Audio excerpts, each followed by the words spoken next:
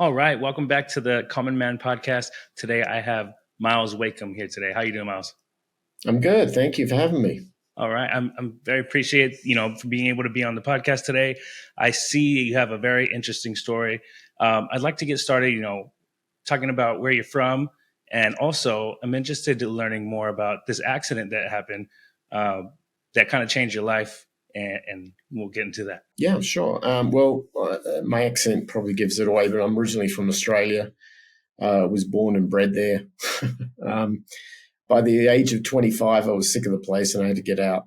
So I found myself on a plane and landed in California and met a girl and got married and ended up staying there and spent the last 30 years of my life as an American, and only recently just exited that, and now I'm in central Mexico of all places. So yeah, I get around a bit.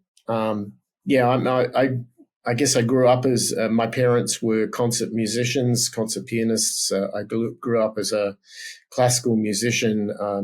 At the age of 5, I had a violin under my chin. At the age of 11, I was in the Junior Symphony Orchestra in South Australia. So I spent it was an unusual schooling. I didn't have that traditional, reading, writing, mathematics kind of background. But that's fine. It worked out all right for me. I got through to high school and then discovered, other than learning, rock guitar and all these other styles, I ended up discovering computers and technology and found myself writing software on some of the very first ever computers that ever were personal computers that ever came out in the 70s. And that turned into a career as a software developer. I started software companies when I was 17. And by the age of 25, I'd written software for defense contractors, attorney general's departments, big cryogenic freezer storage facilities, big transport companies like the equivalent like FedEx, that sort of thing. And I was a kid. I thought I knew it all, didn't know squat. I ended up on a plane, came to California, couldn't work, immigration wouldn't let me. So I went back to music and ended up in Hollywood, joined a band. We did pretty good. Ended up becoming a recording engineer of all things. And then worked, through Hollywood in the 90s, recorded a lot of big bands and stuff like that. And then I got a phone call one day that my mother had a car accident. I had to leave California, went back to Australia, ended up having to stay there. She was in pretty bad shape, and got a divorce, which was not good. And then one day I was asked by some friends if I wanted to go on a vacation to the other side of the country. I said, sure, had nothing better to do. And it was a 2-day drive. And on the way back, on the second day, we had a massive car accident in the outback. And it's nasty. I won't go into details, but my friend's girlfriend was killed, and I was crushed in the car and disabled and the whole bit, in a coma for about 12 days. And came out of that, basically lost the use of one of my arms and could barely walk. And then found that there was no financial support from medicine and all the stuff that you would expect to have. There was all these loopholes that these insurance companies got out of, and I was left holding the bag. So anyway, I picked myself up, dusted myself off, and realized that I'm not going to sit there playing pity potty all day. I'm just going to get back to work and try and make a go of what I've got left. Then eventually got remarried, and then found myself back on a plane back to California again. And there was no music industry left when we got back. Napster had destroyed it all. So I went back into software development and spent the last 20 years doing that and did pretty well out of it. But did everything the polar opposite of what everybody told me to do because I guess, on the other side of the planet, growing up when I did, there weren't rules and expectations, and you didn't have to have a degree or anything. I didn't even finish high school. Right. But I've made millions multiple times. I've lost it many times. Thankfully, right now I'm in a good place, which is good. But yeah, that's kind of a whole roller coaster journey that got me to where I am today. Wow. Yeah, it's such an amazing story. And how you became self-made, right? Self-made millionaire, and doing all of your ventures and things like that. What did you learn most about like the medical industry? And I see you said you've gone to multiple different countries for surgeries and things like that. Mm-hmm. What did you learn the most? Well, it's funny because I worked in the medical industry as a software developer. I was one of the very early software developers at this little startup in Thousand Oaks called Amgen that became the world's largest biotech. So I kind of witnessed a company going from just a few dozen guys in lab coats to a big corporation. And I could see that was very early on. And when I saw that up close and personal, I realized that the people who really wanted to make a difference, the gene cutters, the guys who really knew what they were doing, their heart was in the right place. The problem is the second that Wall Street sort of took them over, it all of a sudden, they could have cured cancer, but nobody could fund it because they couldn't see a profit motive out of it or something. I mean, it was ridiculous. Everything kind of became. This is something that even to this day, which I kind of can sort of square the circle, I guess. Everything in Australia where I grew up, it's a big country with a few people in it. I mean, it's a massive place. And everybody kind of looks after each other like a small town, even though it's a big, it's got big cities and whatever. It still has that sort of attitude. And, doing things in good faith and ethics and morality is really important down there. If you do something wrong, you'll wear it. Somebody will call you out and you don't want them to do that. Mm-hmm. Whereas in the States, when I arrived, I was kind of a, babe in the woods because that doesn't work in the US. In the US, everything's transactional. It's like all about what can you do for me today is kind of your value to society. And it's all about making money. And I kind of looked at that whole thing and I saw it in medicine, right? I mean, I saw it working in the middle of that industry. And then the funny thing is that, when I had my accident and I came out with all of these medical problems and couldn't get the medical care in my own home country for it, when I arrived back into the States, I was a pre-existing condition all over. No insurance company would touch me. Mm. So everything I had to do, I had to pay for myself. And that's when you start seeking out, other places that are cheaper. And you start realizing that, like south of the border in Mexico, where I am now, it's 12 times cheaper for everything, from pharmaceuticals to medical care to hospitals. And all of a sudden it's like, hey, this is really affordable. I can pay cash and get the best doctors looking after me and I can afford it. I couldn't do that in LA.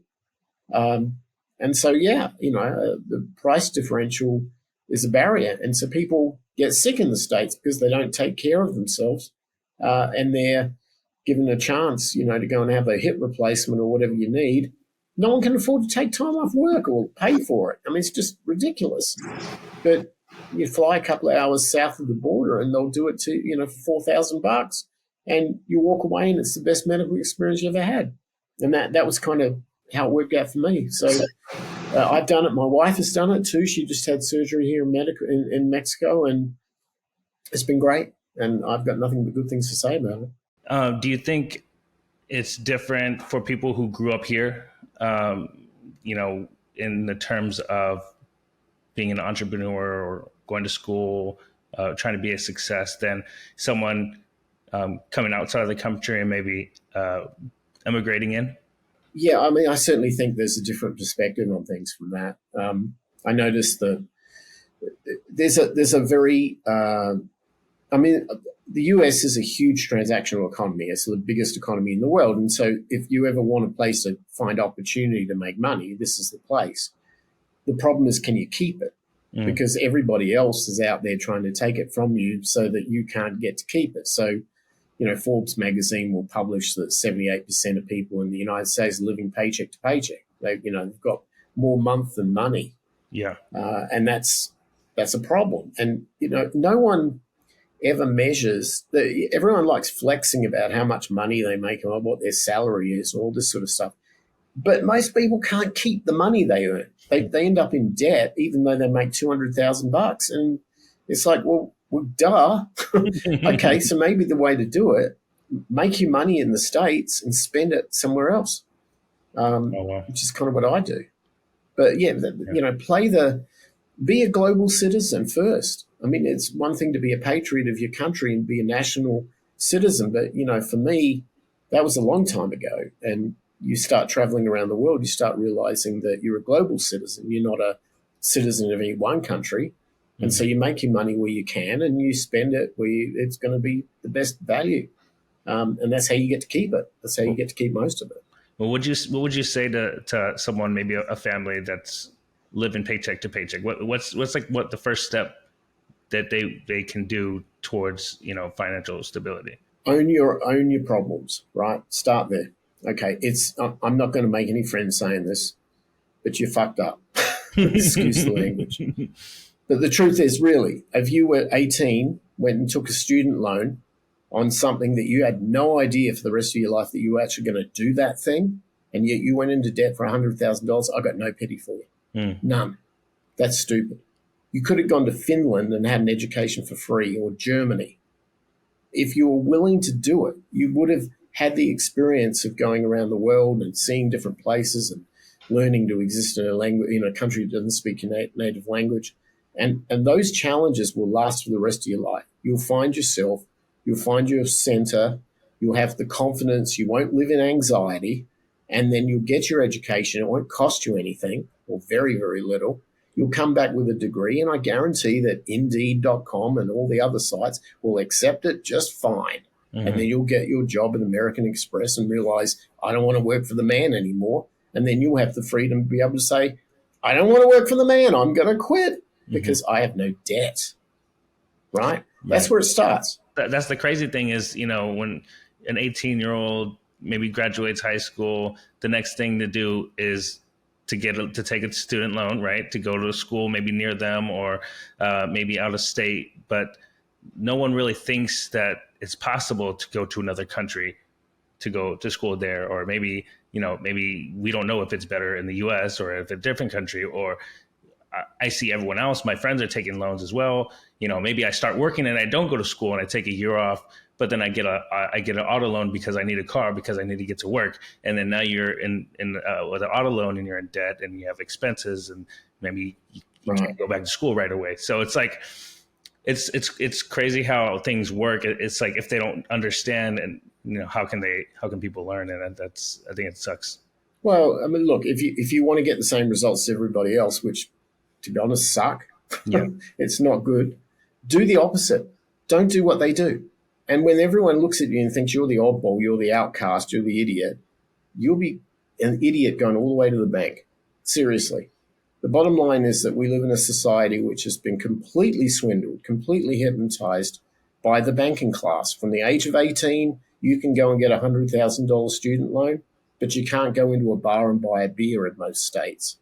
That's weird, Hmm. right? They Hmm. trust you to go into debt for six figures, but not to drink alcohol. Hmm. I don't get it. And then after that, okay, fine. Then you got to pay it off, but you can't get out of it if you fall on hard times. There's no bankruptcy protection for that. You're stuck with it, and it's a setup. I mean, it's an absolute setup. I put my daughter into college, and she finished. She graduated about 4 or 5 years ago, and what I noticed was this promise of education, tertiary education, of something that I never had myself. Right? That promise was completely flawed. The first 2 years of her education was about the college experience. It was about adjusting to dorm life and adjusting to general knowledge and all this sort of stuff. It's like, well, what did she go to high school for? That's where she got all that. She doesn't need to be retaught the same thing she already knows. She literally paid I paid for a 4 year education that really was two. She got 2 years of actual studying her major. I mean, that's not right. That's bad value for money. Right. And then what concerns me is that if we're relying on the best and brightest to be able to keep our country number one out there, and let's face it, they're competitors, how are you going to get them when you've only got 2 years for a bachelor's degree? You're Hmm. forcing them to go into a postgrad and then Right. maybe a doctrine to come out the same level that somebody in Taiwan came out after 2 years of their Well, university. So, I mean, it doesn't make much sense to me. Yeah, and then I think, well, now I hear a lot that a bachelor's degree doesn't even do it anymore for a lot of the companies. They're looking for a master's or some sort of specialization, right? Yeah, but the truth is, I think if you come out of college like most people, you probably realize when you finish, 65% of people don't follow a career path that's based on the major they did in college. Hmm. That's scary. Hmm. But if you are in that 35% that do, you go out in there. Maybe you did a degree that was required for certification. So you're a doctor or you're an engineer or a lawyer or something like that. I get that. But if you're doing a degree that's not based on certification, then you've got to look at it and say, well, when I leave college and I go into the workforce, what skills am I bringing? Well, zero, Mm. because you haven't done anything yet. You've learned, academically how something's supposed to work, but until the rubber meets the road and you hit the ground and you're actually got that first job, that's when you start learning. So to put all your money and your debt load into that previous 4 years, which really is 2 years of education, and to carry that debt forward, it's not going to work. And anybody, look, if you've got somebody at the age of 18 listening right now, your parents probably hate me, but the truth is, go and spend 2 years traveling around the world first. Yeah. Get that out of your system. Going back, live in a hostel in London, or be a bartender in Tokyo, or whatever it takes. Go and do whatever it takes. You'll have the best experience of your life. You'll meet the most important people you'll ever meet. You'll see opportunities that nobody else will see. And then when you come back, you might know something about yourself. And then that will help you determine a path, a direction. And at that point, if you're absolutely committed to that, the investment in tertiary education, if required for that path, may make sense. But you might find, I didn't need it. I Yeah. enjoy being an oil rigger in Iceland or something. I don't know. Yeah. I saw that you didn't go to high school, right? Or you didn't graduate high school. But did No, you go back to college? Did you go to college? no, No. I Okay. never did, and I never intend to. I mean, I got into computers at the time when there were no college education for computer science in Australia in the 70s. I had to pull the thing apart with a soldering iron and a multimeter and work out how the thing worked, and then build one. I mean, that was my education. I did it in a bedroom, with a book, and there wasn't even the internet. So, you'd go to the library, you'd work out the basics of electronics, and you'd just sort of work it out. Yeah. And that's very much an Australian thing, because we're also on the other side of the planet, and there wasn't too many people that would go down there, because it was so far. So the buck stopped at our desk. We had to work it all out, and that's part of problem solving skills that you have to develop.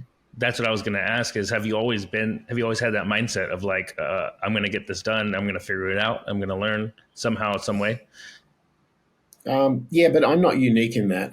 Most of the people from my generation in Australia, particularly, yeah, it sucks when you're living in bushfire country or sharks or everything on the ground that's creeping and crawling is going to kill you, and that's the world we're raised in. We're very self-reliant. We have to be, or we die. It's that simple. Wow. So if you come from that kind of world, it changes your perspective. You realize risk reward. You realize that there's no reward without risk, and you've got to learn to mitigate risk and dance with it. And that's Yeah. part of what we learn.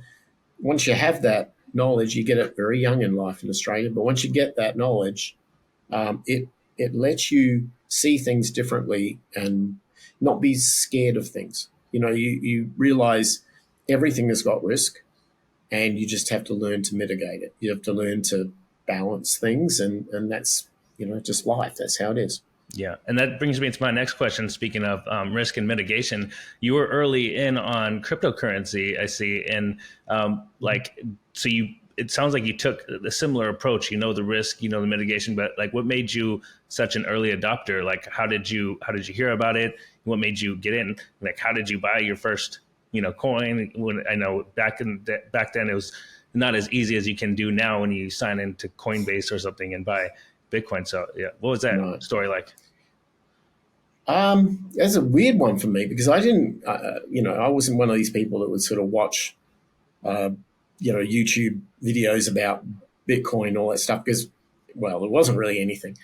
I used to like playing video games. And in the early 2000s, when the first massively multiplayer role-playing games all came out, like World of Warcraft and stuff like that, I would love that idea. I loved getting involved in those games, and I spent way too much time playing them, only to realize that there was this thing where in this virtual world you could invest time and you would, I don't know, craft a sword or find a chest after spending hundreds of hours trying to do something to get some sort of reward.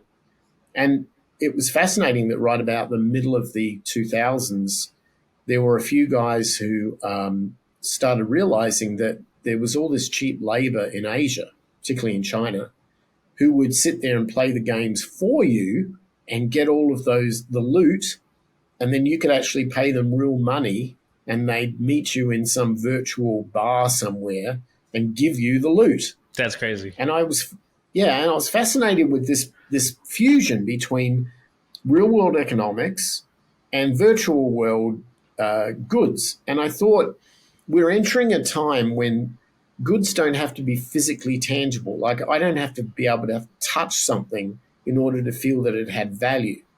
So, that was not always a thing. Back in the 80s and 90s, you bought something, you went and saw it, right? You wanted to buy a computer, you'd go to the store and you'd sit and you'd bang on the keyboard. And that's kind of important, but Dell changed the game when they started to have for the first time like websites where you could like put in the spec of what you wanted and they'd build it for you and then send it to you sight unseen, and you'd hand over thousands of dollars. And I looked at society and thought, who on their right mind would give thousands of dollars for something that they don't physically see or touch, But they did. They did. Michael Dell was very wealthy from that.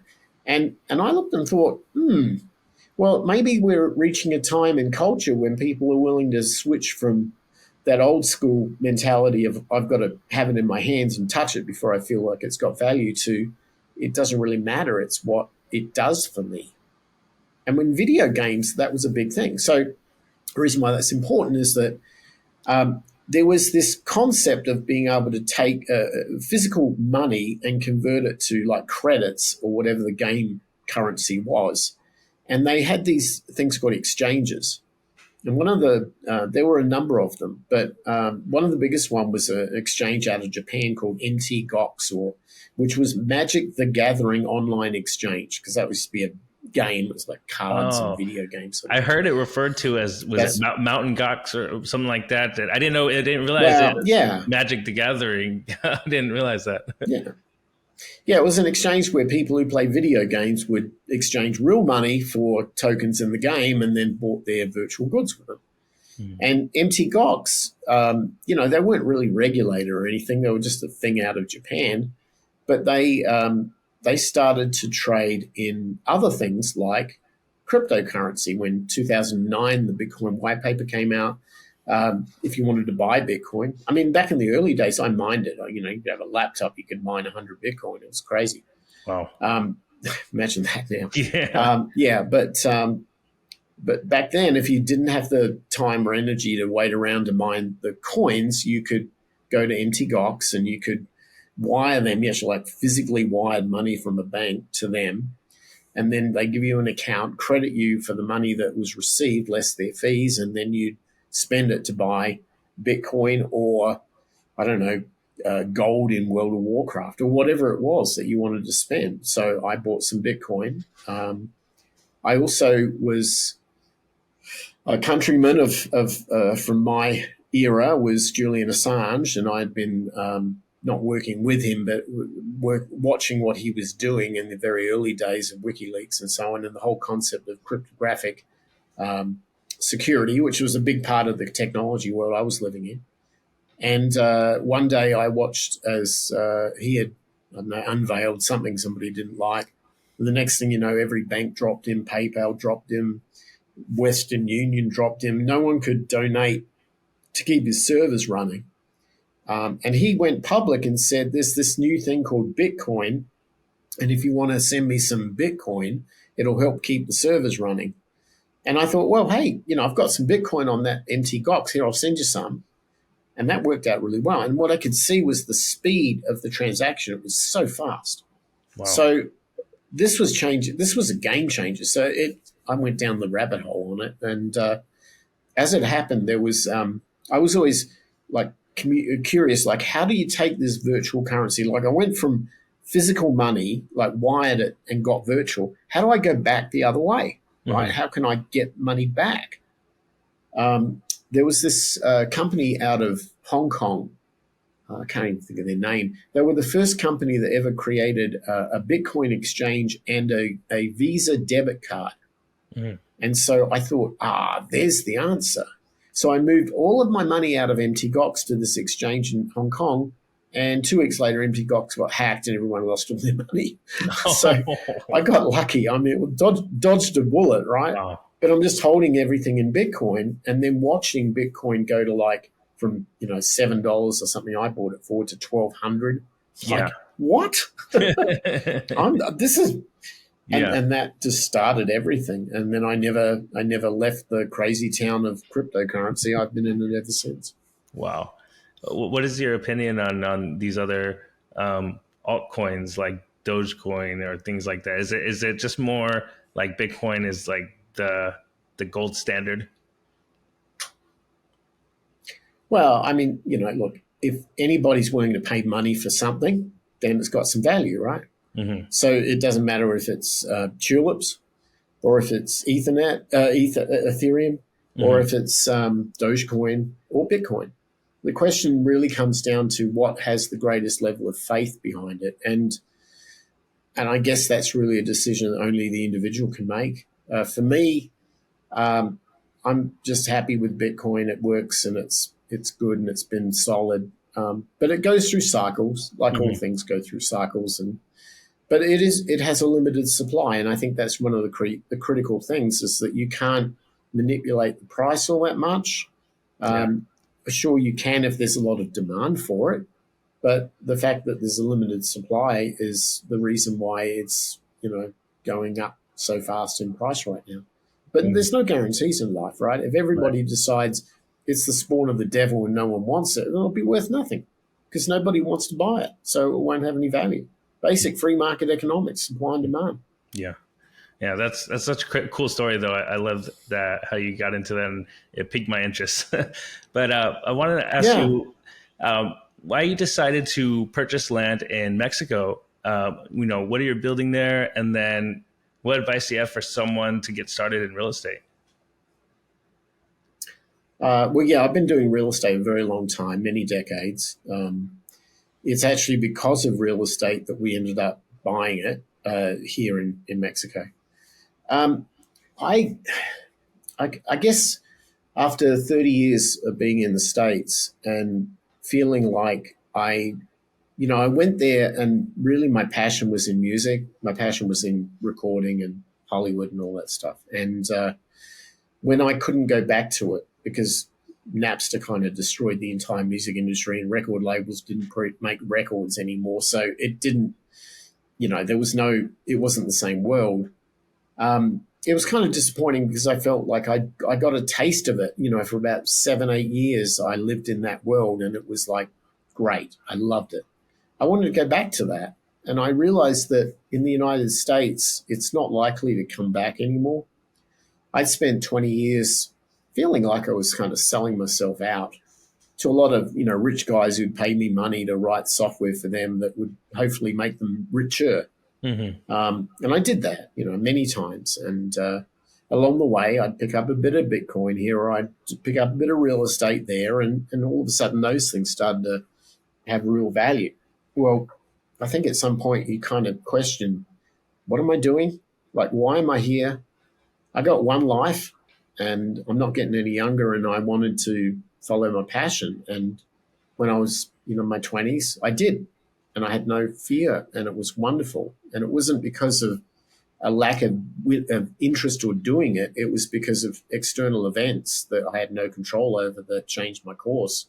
I kind of wanted to put my course back together again, but I realized that, this is a different world now. but I still felt, the thing that probably really so two things happened that sort of switched me off the tech world. One was the consolidation of all these technology startups into big Google, Facebook, Amazon, Microsoft, that sort of thing. Yeah. When I started, a kid in the garage could actually build Apple because they did, right? Like me, I built my own software company. Bill Gates did his. Yeah, they had really good results with theirs, but back in those days, you could do that, Yeah. right? There were no rules. We were the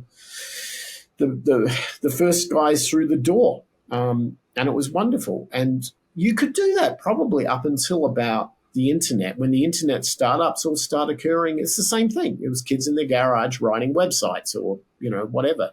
When mobile phone technology came out, it was the same thing. People could write their own apps. It was great. But we haven't had those days for a long time. Now everything you've got to sign up and be on some huge cloud platform, or you've got to work for Facebook or Google to be able to pay the rent. I mean, it just isn't the same world. And then the worst part about that, I thought, was this the natural kind of acceleration of technology through things like Moore's law, which is the fact that every 18 months the technology is basically twice as fast, twice as powerful for the same price. So if you know and can predict these kind of cycles, you typically end up in a world where you can say, well, I know roughly this stuff's going to get to a point where it's so powerful, it's more powerful than we are. And I think you hit that magic point maybe a year or two ago with the whole AI thing coming out. Yeah. And it's not going to go, you can't put that genie back in the bottle, right? It's not going to go anywhere other than further control. It's a technology which, to buy like a single server with NVIDIA hardware to do this sort of thing, it's like a $30,000, $40,000 investment. And the data centers in Microsoft and Facebook have thousands of these things. The little guy can't compete. They can't get a foot in the door to do it. And so at some point, we're all going to end up working for those big tech companies because they're the only ones who have got any work. Why? The AI's already taken over the transport industry or the accounting industry or all these other industries. So what's people going to do? What, work for the man? Is that going to be the way the world is? This consolidation scares the crap out of me. I wanted to go back to where I came. Like I wanted to go back to organic, buck stops here, nature, music, art. I wanted to go back to those things, the things I grew up with in Australia. And I know it was a different time and a different place, but those things made me who I was, who I am. And I didn't think that I was ever going to develop into anything if I'm going to let ChatGPT do all the work. Yeah. And it's not that, it doesn't do good work, but is that what I really want as a human? Is that my experience? I mean, I guess at some point we don't look after ourselves enough. We're human beings first and foremost. We're not subjects of, flashing lights and blips, and that this gadget sort of, mentality. It's fun for a little while, but at some point it's like, don't we lose ourselves? And, here's the weird thing. You go to Mexico, it's like you went back in time 100 years. Right. The streets are still horrible and crappy and full of stones and, cobblestones, and they're made for horses, not cars. And the buildings were built in the 1500s and, and so there's so much to complain about. And then like you say, all the crime because the poverty levels, they're so extreme from rich to poor and so on. But the truth is people here, they're all about family. They're all about good food. They're about art and music and painting and theatre. They're about community, about looking after each other. And I kind of like that, Yeah. It's like, for me, it brings me back to being a human again. And my wife is also from Australia. She felt it too. And between the two of us, we're like, oh, my God, we found our place. Everybody looks at you and goes, why do you move to that place? That cartel will behead you or whatever. It's like, I don't hang with them. They're not. They don't go to the restaurants I go to. At least I don't think they do. And no, life is good here. I'm pretty happy. Wow. Yeah, that's awesome. So did you like vacation there, or like you visited there and you're like, you wanted to buy a plot of land or something? And what are you building there now? Yeah, well, we live when we're in the States. We live in Arizona in Phoenix, and so Mexico, Sonora is just part of our normal connection because it's an hour and a half down the road. Um, and that meant that you would cross the border and see another culture that didn't speak your native language, and you'd start realizing, well, I'm an immigrant to the United States. I'm no different being an immigrant to Mexico. So I can traverse the border. I don't really even see a border. I just go in and out of it, like the birds. And so why not? If I want tacos, I can go and buy them in Tucson. That's great. Or I can go and buy them in Hermosillo and get really good tacos. It's like, it's just a choice. I think we started with that. We started with the typical experience of like hanging out at the beaches and drinking 50-cent cervezas and, the whole bit. And then that just turned into looking deeper at the culture and the history and really trying to respect something which was far older than my history, of the country I came from, and really understanding, its story. And it was just fascinating to us. So we ended up going further, deeper into central Mexico. We found this town called San Miguel de Allende, which is right in the center. And it just so happened it's got a lot of expats here, so there are a lot of people that speak English, which helps a bit because my Spanish is are going to get better, but it's pretty appalling. I can order food and get through the transactional day, but that's about it. But anyway, we found this place. We loved it, and we were looking at buying a house, and we found this beautiful home in this awesome area that was near the lake. It was just great, and we stupidly said, let's wait until we get back to the States, try and get our affairs, our money in order. There's no mortgages in Mexico, right? You pay cash. So we'd have to liquidate something to pay for this property we found. So it was going to take a little bit of time. I got back a couple of days working with my banker and said, can you loan us money against one of our rental properties or something? He said, sure. Then I called my agent back and I said, okay, that property we saw where Reed make an offer. He goes, sorry about that, mate. It got sold. Like, oh, damn it. Wow. So anyway, a month or so goes by, you dust yourself off and you're like, let's go back and have another look. So we flew back, had another look, and it just so happened across the street there was this big property, like an acre, that had these really high, like 30-foot high walls around it. And I said to my agent, I said, what's that? He goes, oh, it's a matador school. It's got a bullfighting ring in it, a full-size one. I'm like, are you kidding? He goes, yeah, the lady who owns it, her husband used to be one of the leading matador trainers in Mexico, but he died in 2012. And she's kept this property around as kind of like a tribute to him, right? And it just so happens that my real estate agent knows her quite well. So a few days go by and I get a phone call and he goes, yeah, I just had lunch with Nina, the lady who owns this property. She'd like to sell it. Oh, I'm like, wow. what? I'm like, what, a bullfighting ring? So we go down there, we check it out. Yeah, it's for real. It's a real bullfighting ring. And I said, well, okay, I guess nobody else is going to buy this, but unless you're a matador, you probably can't use it. Yeah. And he said, yeah, and she had a really fair price.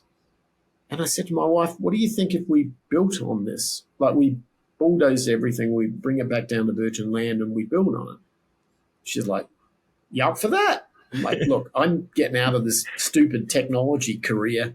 I got nothing else to do right now. Of course I'm up for it. So we did. We bought it. And this was happening. It's a funny story, but it was happening about the same time that I discovered how cheap surgery was in Mexico. Mm-hmm. And I still had this problem with my shoulder, like, from this car accident. And I'd had it for 25 years. And I thought, I'm going to live with this for the rest of my life. So I was in San Miguel and having mezcal with somebody, a friend of mine who happened to be a doctor, and I told him about, this shoulder thing. And he goes, well, you should go and see this guy. And he gives me this name of a guy in Guadalajara who's an orthopedic surgeon. Let him have a look. All right. I said, well, why not? So we get in the bus and we go to Guadalajara, and we go into this guy's office, and he looks it over and he gets, x-rays and the whole bit. And then eventually an MRI, which I thought there's no way I can afford an MRI. They're like $4,000 in the States, $200 in Mexico. Same machine, same stuff, right? So down the road I go, get an MRI, come back. He puts all the stuff on his computer and up on the wall and everything, and he's looking, he's going, oh my God, your shoulders. I said, yeah, I know. It was like patched up by a NASH unit. It wasn't, I said, can you do anything? And he goes, yeah, I can completely rebuild it. We're like, okay. Oh, wow. How much? And I'm like, oh, here we go. Drum roll, please. And he gives me this massive number, right? And I'm like, oh my God, how much is this? 200,000 something. And I'm thinking, I got a quote from UCLA. It was like 165 grand or something to get this done in California. And he goes, yeah, it's probably about 200. That's pesos. I'm like, what? And he goes, yeah, peso's about 20 to 1. Oh, I said, how much is that in US dollars? He gets a calculator out and he's like, $9,000. I'm like, Doc, sign me up right now. So he did. So anyway, I got the surgery, right? So I'm now stuck in Guadalajara. I can't leave there for a month. My wife's with me. We got an Airbnb, so we're just hanging out. You get bored, right? You got nothing to do. So I took one of those little portable set-top boxes, like Android TV boxes or whatever, with me, and plugged it in the HDMI cord in the TV in the Airbnb, and I'm just sitting there watching YouTube videos all day. And, I stumble upon all this music stuff.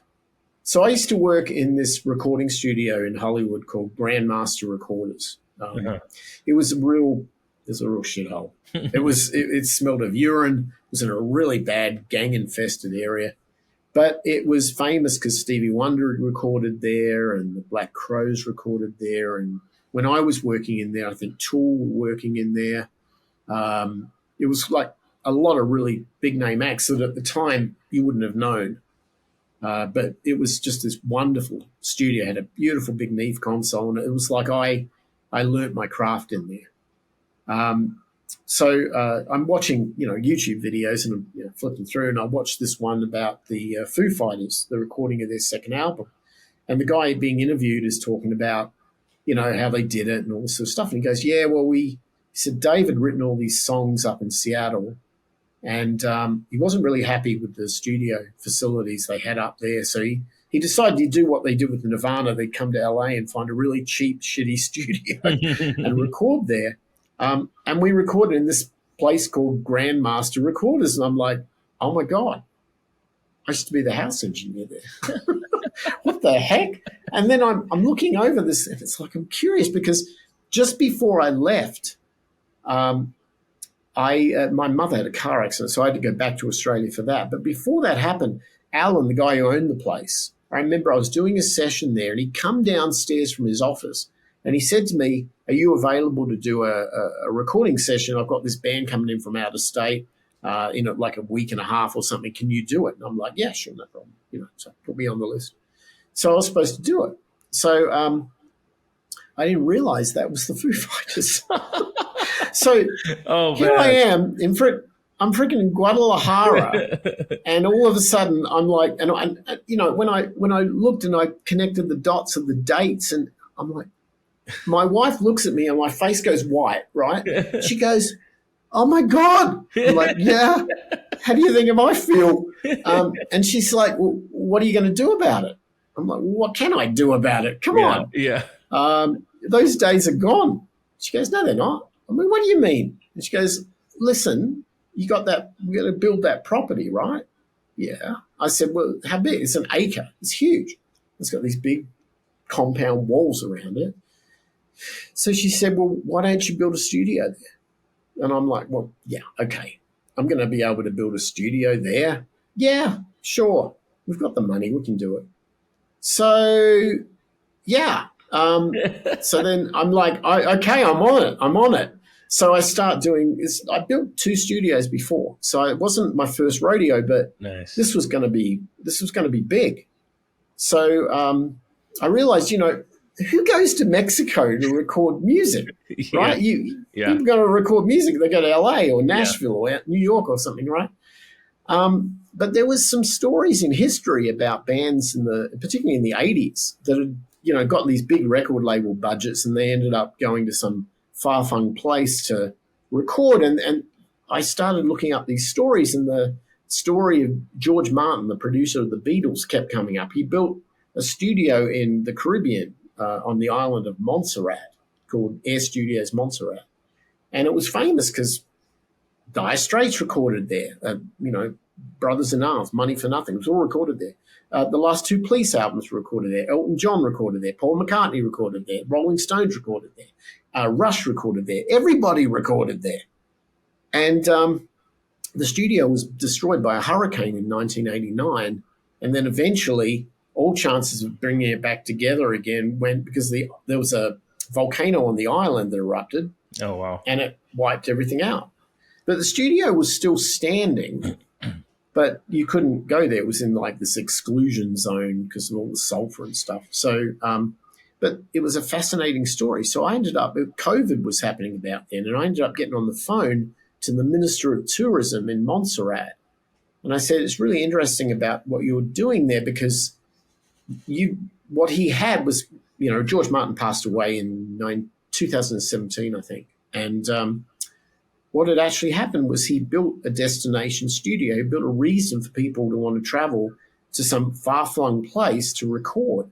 And so I thought, well, maybe if I could learn from that, I could apply it to my own project. I ended up connected with the people who originally built that studio, who were still living on the island, and we became good friends. And the Wow. next thing you know, I got hold of the plans, and I said, what if I built that exact studio, like a perfect replica, Mm. in Mexico? And all these guys who are now, probably in their 70s, 80s, they're not young anymore. They looked at me and they're like, do it. Do it. You have our blessing. Keep the dream alive, dude. Wow. And I'm like, okay. So next thing you know, I'm building George Martin's studio in the center of Mexico, and the word's getting out, and be surprised who's following me on Facebook right now. Wow. It's nuts. The sort of people that I never thought that I'd be working with are now ready. The second this thing opens, they're on the plane and in the studio. I mean, it's crazy. Wow. That sounds amazing.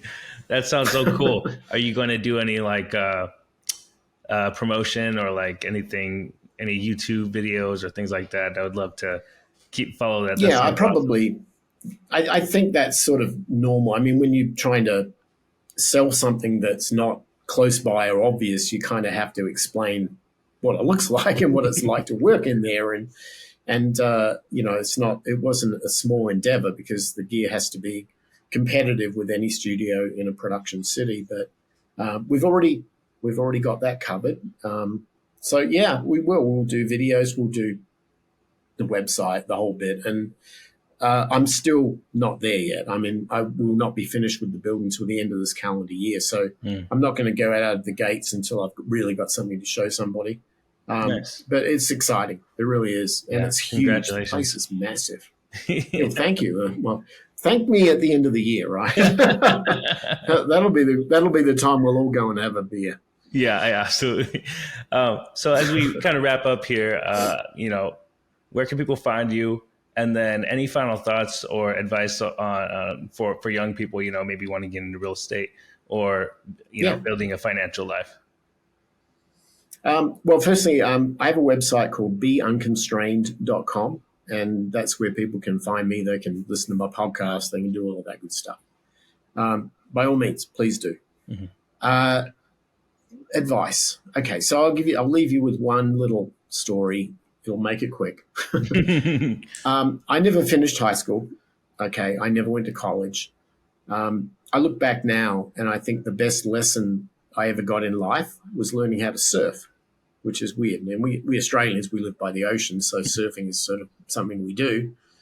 But like all teenagers, you don't know what the hell you're doing. So you go out in the ocean with this surfboard you picked up from some used car lot, some used, estate sale or whatever. And you think you know what you're doing, and you go out there for day after day after day, and you get beaten up. Surfboard hits you in the back of the head all the time. You're completely destroyed paddling, and you're getting nowhere, and it's frustrating. And you see, there's a guy over there, and he seems to be catching all the waves and having a great time. It's like, I just want that. Right, yeah. I just want that. But it's been 3 days and I can't, me and my mates, we'd do this.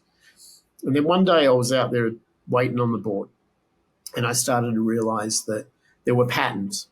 I could see that waves came in sets. And I could also see that the way to catch them was to be in front of the wave and to start paddling so that you were moving forward a little bit. And it was almost like the wave didn't see you as an adversary. It kind of picked you up and it transferred its energy to you, and you rode on it. And I started understanding it's like about synergy, right? It's about becoming at one with the wave. And the wave is just a reflection of the power of the universe, because it's just, magnetic cycles that generates the surf and whatever. But this whole pattern of like catching something before it was upon you, but being prepared and paddling as it picked you up, and then its power would transfer to you, it worked. And, all of a sudden I was not a great surfer, but I could surf. All of a sudden I was like enjoying myself. It wasn't horrible. But then I realized, that's exactly the same laws that govern the stock market, and they govern technology, and they govern real estate, and they govern cryptocurrency. They govern everything. If you're ahead of the wave and you paddle, like you engage before it comes upon you, it'll pick you up and you'll get all the benefit. You'll get all the wealth. Buy low, sell high. That basic kind of premise. I'm like, why doesn't everybody do that? It's because what happens is, we think about, say today, I don't know, Bitcoin's at 70-something thousand. Who knows what it is when this podcast airs. But I bought it when it was nothing, when nobody wanted it. I bought it when I was in front of the wave, sitting on the board, paddling, when everyone told me don't do that. It's worthless, I'm like, it's not. And then the wave came, picked me up, took me on a ride. I got out at the top before it crashed and enjoyed it. It was great. And then I'll get back on the board, paddle back out and wait for the next wave. And I did the same thing with real estate. When 2008 came about and everybody hated real estate, we bought everything we could at fire sale prices, and 10 years later sold them all for 11 times what we paid. Wow. No debt and just pure millions of dollars of profit. I mean, this is how the world works, right? You get in the front of the wave and you let the wave pick you up and take you. And then if you're getting in low, you don't have a great deal of exposure of risk because your buy-in price was very low. You just have to wait on the board for the wave to come about you and be ready to recognize it and start paddling. That is an education, right? Do they teach you that in school? No. Definitely but not. Do you think all those billionaires out there that, own all the big hedge funds, and you think they don't know this? Of course they know this. Mm-hmm. But they're not going to tell you. But some kid in a surfboard can see it with their own eyes if they just open their eyes. Yeah.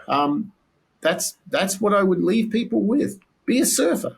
Go out there and catch your wave, and you won't have to work in that dead-end job for the rest of your life, because the wave will transfer its energy and you'll receive it and you'll move forward. It's that simple. Wow. I love that. Be a surfer. Thank you so much, Myles. Everyone, please go check out beunconstrained.com. Check out his podcast, the Unconstrained Podcast. I was listening to it and I love it already. A lot of great advice, on real estate and other items in there. So thank you again for being on the podcast, and I appreciate you. No problem. Thank you for having me. Thanks.